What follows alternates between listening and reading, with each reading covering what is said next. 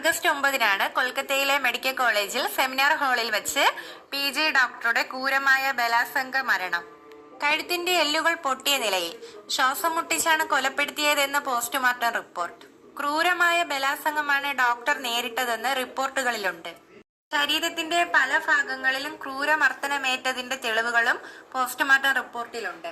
സ്വകാര്യ ഭാഗങ്ങളിൽ കടുത്ത രക്തസ്രാവമാണ് ഉണ്ടായിരിക്കുന്നത്.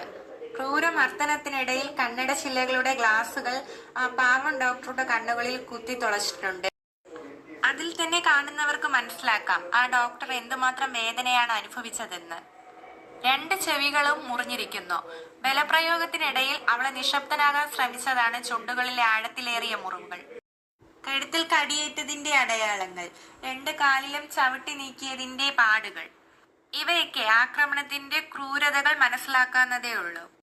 ഈ ഡോക്ടർ അനുഭവിച്ച വേദനകൾ ഇനിയും വിശദീകരിക്കേണ്ടതില്ല. ജീവൻ രക്ഷിക്കാൻ വേണ്ടിയാണ് അവൾ പഠിച്ചത്. എന്നാൽ അവളുടെ ജീവൻ എടുക്കുകയാണ് ചെയ്തത്. രോഗികളുടെ വിഷമങ്ങൾ അവൾ കണ്ടു. എന്നാൽ അവളുടെ ആ കണ്ണുകളിൽ കുപ്പിച്ചില്ലുകൾ കുത്തിക്കയറ്റി.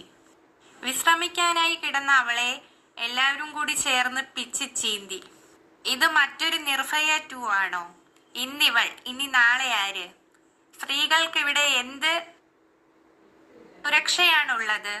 എല്ലാവരും പൊതുവെ പറയുന്ന ഒരു കാര്യമുണ്ട്, സ്ത്രീകളുടെ വസ്ത്രധാരണമാണ് അവരെ ഇങ്ങനെയൊക്കെ പ്രലോഭിക്കുന്നതെന്ന്. എന്നാൽ അവർക്കായ ഒരു ചോദ്യം, ഇത് നിങ്ങളുടെ വീട്ടിലെ നിങ്ങളെ അമ്മയോ പെങ്ങളോ ആണ് ഈ രീതിയിൽ ഡ്രസ്സ് ധരിക്കുന്നതെങ്കിൽ നിങ്ങൾ അവരോട് ഇങ്ങനെയാണോ പെരുമാറുന്നത്? കൊൽക്കത്തയിലെ RG കാർ മെഡിക്കൽ കോളേജിലാണ് ഇത് സംഭവിച്ചിരിക്കുന്നത്. അതിക്രൂരമായി ബലാത്സംഗം ചെയ്തിട്ടും അതിന്റെ തെളിവുകൾ നശിപ്പിക്കാൻ പോലും ആളുകളുണ്ട്. ഇതിനെതിരെ ഒരു പ്രതികരണവും ഉണ്ടാകാൻ കഴിയില്ലേ? ഇനിയും സ്ത്രീകൾക്ക് ഇവിടെ എന്ത് സുരക്ഷിതമാണുള്ളത്? സ്ത്രീകൾ എന്ത് വിശ്വസിച്ച് നാട്ടിലിറങ്ങി നടക്കും?